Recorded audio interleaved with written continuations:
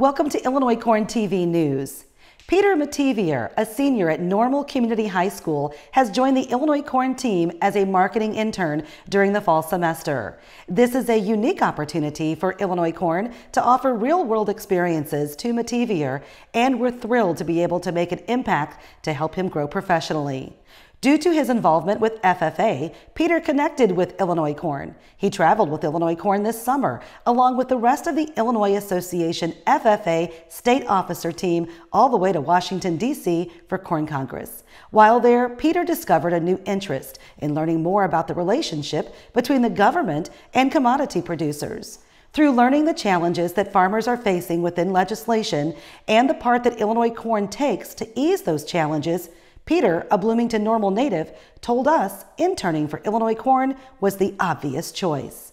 Peter hopes to gain knowledge on how to effectively use marketing and communication skills throughout the agriculture industry to educate others who may not be as well versed in agriculture. Peter says growing up with no direct connection to production agriculture and now having a deep passion for ag, he understands the importance of using intentional communication to educate others about where their food and fuel comes from. In his free time, Peter serves as the Illinois FFA Section 9 president. He runs for the Normal Community High School cross-country team, and he enjoys spending time with his family and dog, Gordy, every chance he gets. Meanwhile, as harvest is underway, one farmer is making the decision to retire. Well, when does a farmer decide to retire? Can they retire? Here's a short clip to hear about Kent's decision to retire at age 70, even though next year he'll be working on the farm for his son for free. So is it really retiring? So my son and I went through a 5-year phase in, phase out. Farming is a business, and it's very capital intensive. So it would be virtually impossible for somebody to start farming, say, 1,000 acres in 1 year. It just, there's so much capital for paying for inputs and buying machinery that you need to work your way into it. So I should have started sooner than I did probably, but it's a lot easier to keep doing what you're doing than to sit down and think about all the different things you need to think about before you go through retiring. So I feel good about it. If I didn't have anybody in the family that wanted to farm, I'd probably keep farming, but it wasn't fair to my son to keep farming because he wanted to farm and I want to pass it on to the next generation. So I need to get out of the way. So next year will be my first year of not farming. I'll be a landlord and free labor. So that'll be completely different for me, but it'll be fine. It's going to work out great. Thanks to Tara Desmond at ILcornTV for that report on Kent's decision of retirement. Now, let's find out how to make more money growing corn. Here is Jason Webster of the Precision Planting Technology Institute on how to farm and make more money based on your farming practices. Popular question is from farmers is, okay, fine, you're growing 300, 400 bushel corn, but are you making any money doing it? Right. And so we're showing that, yes, we are increasing yield.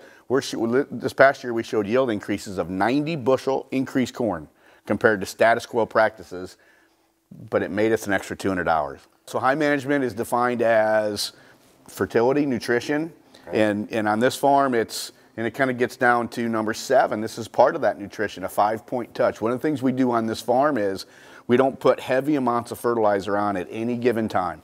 That's nitrogen, that's phosphorus, that's potassium, no large amounts. It's kind of spoon feeding all the way through the growing season. And that's part of this. Different planter applied applications. So we have liquid, matter of fact, we have 3 tanks and pumps on our planter to put liquid nutrition on. That's kind of where this 5-point touch is. We surround that seed that we're planting in the trench with nutrition. So as that seed germinates and the root system starts growing, we've got new layers of nutrition as it's maturing. And it just sets up a great foundation for us for high yield. That's part of it, but then it's scouting, it's foliar applications. If we have leaf disease, tar spot was a huge deal last year. We had to be really had to have a program in place to really go and attack that. So we take a look at what the corn needs. We're tissue testing, we're soil testing, We're irrigating. We've got irrigation on this farm, so we're really trying to understand what the corn plant wants and what it can reward us with. The only thing I don't have factored into that, I have all the costs factored into this except for extra labor. And we are working hard on the high management, so there could be a labor cost to come out of this. But it just goes to show you, if you work hard and you understand what that crop needs and you give it what it needs, it can reward you, to an extra $200. Now this is over and above standard practices. So this isn't making just a net 203, it's over and above what we call status quo. And it's the annual 2022 National and Illinois State Cornhusking Contest on October 14th and 15th at the Lewis Farm in Good Hope, Illinois. The organized cornhusking contest was originated by Henry A. Wallace in 1922 as a way to demonstrate who was the best cornhusker. The cornhusking contest was revived in 1970, and there are 12 classes in the contest. Farmers, be safe in the fields and on the roads during this harvest season, and we wish you all the best on your crops. Thank you for tuning in to ILcornTV.